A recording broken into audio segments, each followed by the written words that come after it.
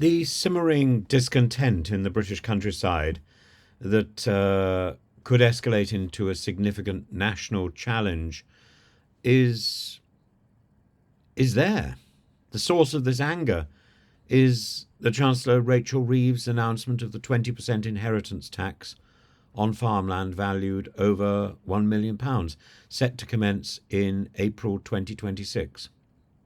Farms have been bashed again and again and again. Previously shielded by the Agricultural Policy Relief, the APR, farmers now face a seismic shift in this as this exemption disappears. Analysis by Safari, an accountancy firm, highlights that the average farm, valued at £2.2 million, would be saddled with a tax bill of approximately £246,000, which would necessitate the sale of an estimated 23 acres simply to meet that obligation. This is going to strip farms of their value. It won't be possible to pass on a farm to the next generation. The implications are vast, with 209,000 holdings spanning 70% of the UK's landmass.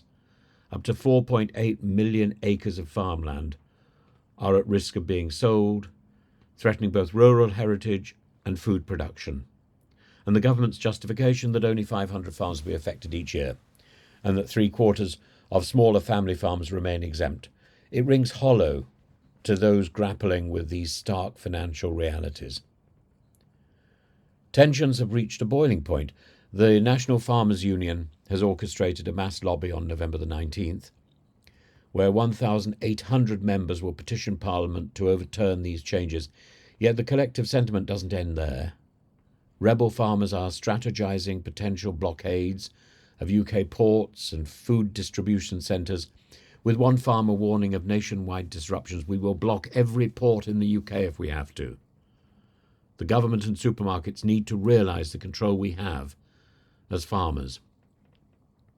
These planned demonstrations echo the fierce protests witnessed across Europe earlier this year, with Belgium, French, Spanish, Polish farmers taking to the streets and blocking critical infrastructure. Jeremy Clarkson's vocal support adds a celebrity imprimatur to this cause, bolstering the farmers' resolve.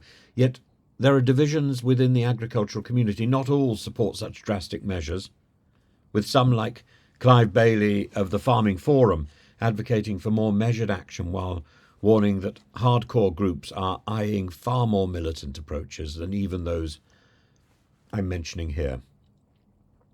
This inheritance tax reform has struck at the heart of farming's family stability, this ability to pass the farm down intact through generations, transforming what was once a cradle-to-grave operation into a potentially untenable pursuit. The crux of farmers' fury is not just economic, it's cultural, a feeling of betrayal, particularly as Labour and Sir Keir Starmer has made overtures to rural communities before the 2024 election. So the spectre of food shortages, port blockades and civil disruption is a potent reminder that the countryside's quiet pastures can shift swiftly to become the stage of roaring dissent, promises broken,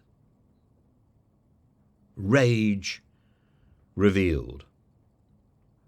As November the 19th approaches, all eyes will be on Westminster. Whether this unrest takes the form of peaceful lobbying, another tractor blockade, or pushes the envelope into chaotic port blockades and market disruptions, this will hinge on the government's willingness to revisit its plans. Will it rethink? So far, Rachel Reeves has been defiant about not rethinking anything. She is right. The farmers' rallying cry, however, is clear. Their land is not merely wealth, it is legacy, livelihood, lifeblood. And they're prepared to fight for it, acre by acre, protest by protest. The farmers feel, the rural community feels, that the Labour elite are have their head up some sort of urban edifice, and they need to come back to reality.